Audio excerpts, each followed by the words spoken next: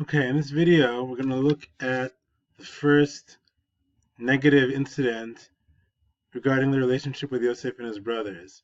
Right in Pasuk Bet of Breshit Lamed Zayin, we're told that when Yosef was 17, he was a shepherd. He had some sort of a relationship with Bilhah and Zilpah's kids that we'll talk about perhaps later in this video.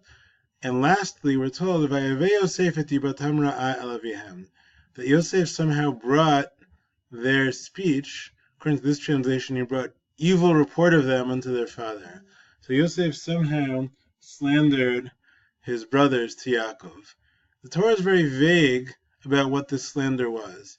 And so we pointed out it's actually a little bit reminiscent of something that we saw back in Perek Daled with Cain, where right before Hevel dies, we're told, Vayomer Cain el Hevel achiv, Cain said to Hevel his brother, and when they were out in the field, Cain got up and killed him. So what do you mean Cain said to Hevel, and then he got up and killed him? What did he say to Hevel?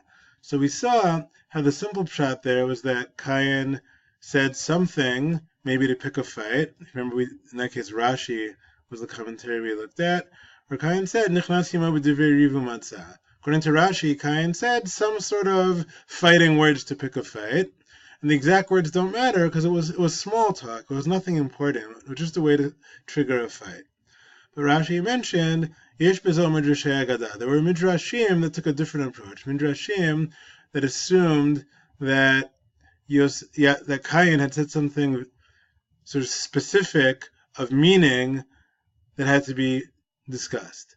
And here too, we see a similar thing. The simple pshat is that Yosef probably said some sort of negative things about them. Anytime he saw something he didn't like about his brothers, he went to tattle on them.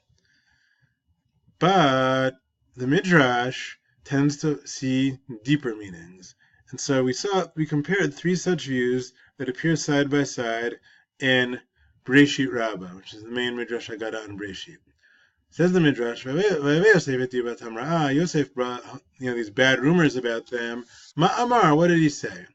So he saw three opinions, and then what we're calling number 4 here isn't really a fourth opinion, it's something separate we'll see later.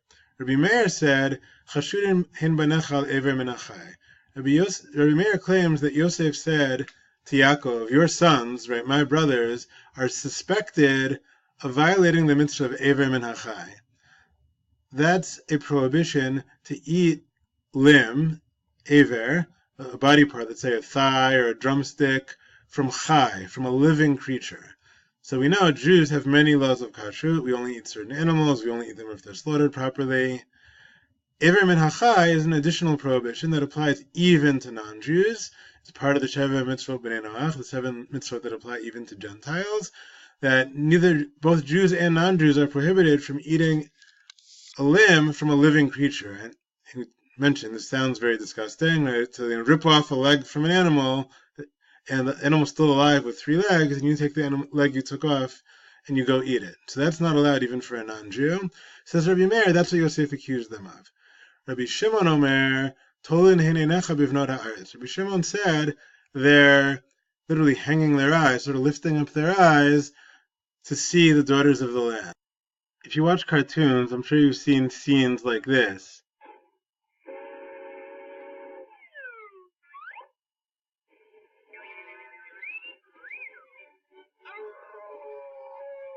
So that's what it means. Tolin hin enehem bivnot haaretz. They're hanging their eyes, so their eyes are popping out of their head whenever they see the young women of Eretz Canaan, Canaanite women. So according to Rabbi Shimon, Yosef is accusing his brothers of being attracted to Canaanite women. And finally, Rabbi Yehuda Omer, Mizalzalin bivnei shvachot v'korin lahen avetim.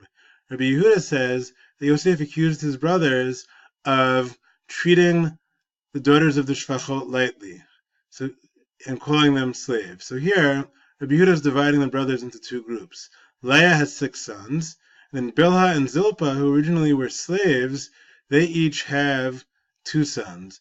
So according to Rabbi Yehuda, Yosef is accusing Leah's 6 sons of being disrespectful and demeaning towards Bilhah and Zilpah's sons and calling them slave kids.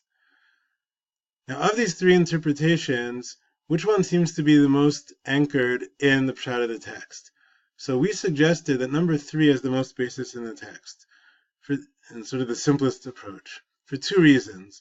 One is that if we look back at our pasuk, right before it mentioned Vayaveh Yosef et dibatam ra'a el avihem, that Yosef brought these bad rumors about his brothers to his father, right before that it said, Hu na'ar b'nei bilhav et b'nei zilpan aviv. Literally, he was a young lad with Bilhah and Zilpah's kids. That might mean, although there's a debate, that might mean something like, when he was a young man, he was buddies with them, he was friends with them.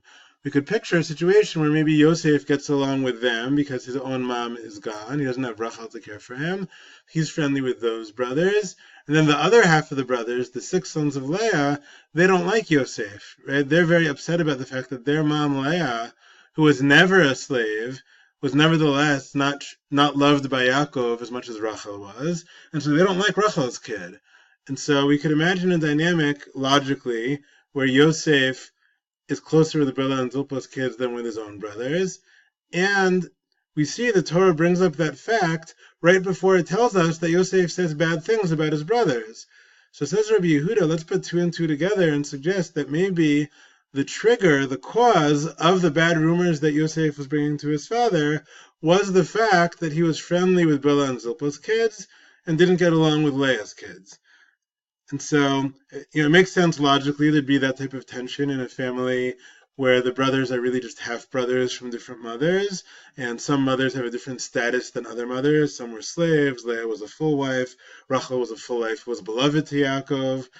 And the pasuk mentions this issue of Bilhah and Zilpah's kids being closer with Yosef right before it mentions Yosef spreading gossip about his brothers.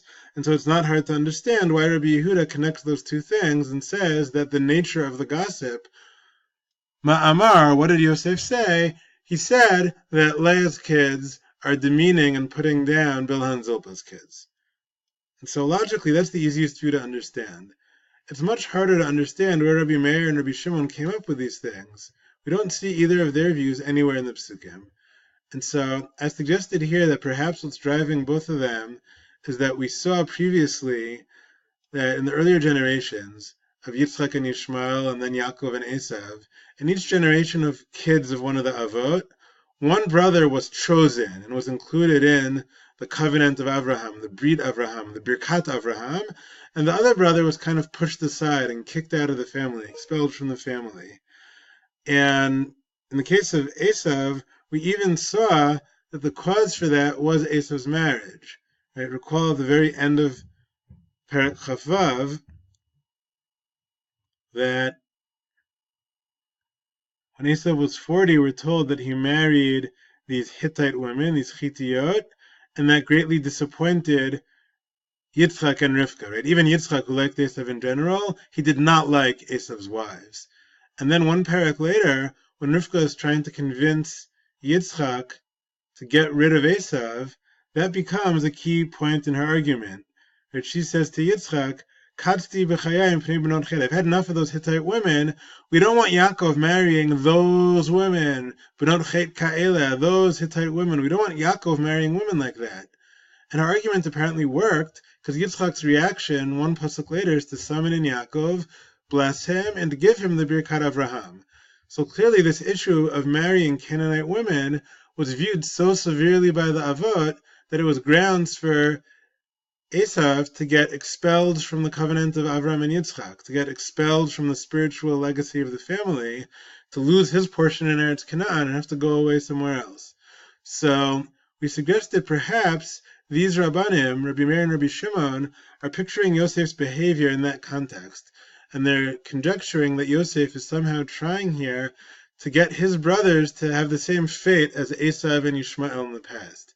Yosef figures, just like among Avram's kids, Yitzchak was in, Yishmael was out, just like among Yitzchak's kids, Yaakov was in and Esav was out, so too among Yaakov's kids, somebody's going to be in and somebody's going to be out. And I deserve to be in because I'm the brother who Yaakov likes best, I'm the son of his favorite wife, and pretty soon Yosef's going to have all these dreams about everyone bowing down to him. And so, according to Rabbi Shimon then, Yosef, when he slanders them, he's not just saying they, don't smell good because they don't shower. he's looking for slander that's going to give Yaakov a reason to kick them out of the family, saying they're marrying those women, those same type of women that your brother Esav got kicked out of the family for. And Rabbi Meir as well, by bringing up Abram and Hachai, so like we said before, the Jews today, after we receive the Torah, have many laws of what we do and don't eat. Before the Torah was given, the one rule that applied even then, and applies even to non-Jews, is that you can't eat Abram and Hachai. So to accuse his brothers of eating the thing that even non-Jews are not allowed to eat, that was forbidden even before the Torah was given, is saying that even back then, before Har Sinai, my brothers are not keeping the basic norms that God expects of every human being. And so that again would be a reason to say they're such bad people, they should be kicked out of the covenant. And so, just to sum up, it seems like Rabbi Meir and Rabbi Shimon see Yosef as trying to get his brothers thrown out of the entire brit, the entire covenant, the entire spiritual legacy of Avram and Yitzchak, whereas Rabbi Yehuda focuses more on sort of a practical, realistic thing that you could see within a family where everyone are going to be sons of Yaakov, but there's a question of the standing within those brothers, and Yosef is playing into the tensions that exist among the brothers, and he's taking sides, supporting Bilhah and Zilpah's kids and trying to undermine Leah's kids. And that might be more of a way of trying to get leadership for himself, to say that of the kids from the full wives, from Leah and Rachel, the wives who were never made servants, I'm the most worthy to lead all the kids, because my half-brothers from Leah, they're always bullying their half-brothers from Bilhah and Zilpah. One way or another, Yosef spread some sort of gossip about his brothers. We'd have to ask, was this good behavior? And the answer seemed to be no. I mean, in general, we're not fans of people gossiping, speaking Lashon Hara. And so the fourth rabbi in the Midrash here, Rabbi Yehuda bar Simon, he says basically that he likes what all these three rabbis said about the slander, and he likes all of it because he sees al tlatehon laka, in Hebrew al shloshtehem laka. Yosef was punished for all three of these things. If you look later in Yosef's story, this is what we call in Hebrew midah keneged midah, getting a punishment measure for measure that fits the crime that you did. Yosef suffers for all these accusations. I'm going to start with number 2, which is easier to understand, then we'll explain number 1. He says he accused his brothers of bullying the Bnei Shvacha and calling them slaves. What ultimately happens to Yosef? Le'eved nimkar Yosef. Yosef himself is sold into slavery. And my daughter Tamar wants to make a cameo appearance. Say hi, Tamar. Say hi. Hi. Okay. And so Yosef was sold into slavery, and so he saw what it's like to not only be falsely accused of bullying people and calling them slaves, but to become an actual slave. Moreover, Yosef accused his brothers of being interested in these Canaanite women, so he falsely accused them of it. His own fate, literally it says here, God says, I'm going to send a bear after you. Today, instead of a bear, I think we use the metaphor of a cougar. He sends this very aggressive woman after Yosef. Right? The wife of Potiphar, she comes after Yosef and tries to seduce him. And when Yosef runs out, she claims that he tried to sleep with her, tried to assault her. And so Yosef, who falsely accused his brothers of pursuing Canaanite women, is himself eventually going to be falsely accused of assaulting or committing adultery with somebody else's wife. And so he sees what it's like. And number 1 over here is a little trickier to understand. Nava wants to say hi to you. Say hi to the video. Say hi. And Nava doesn't want to say hi. She's shy. So Yosef accused his brothers of eating limbs off of live animals. Says the Midrash, when Yosef finally gets sold, the brothers are going to need a dead goat in order to take its blood and dip Yosef's coat in it. And when they get that goat, it says vayishchatu sirizim. They slaughtered it. Shchita, they killed it properly. So you see, even when you're sold, Yosef, that same event is going to be an incident in which your brothers shecht an animal properly, rather than eating from it while it's still alive. And in all these ways, therefore, the Midrash criticizes Yosef's behavior. One last thing we raised in class was, so how could this be that Yosef, who seems like a great guy later, does these terrible things? His brothers, some of whom seem like great guys later, sell him. And so we shared an idea from Rav Amital that I'll mention briefly in the next video.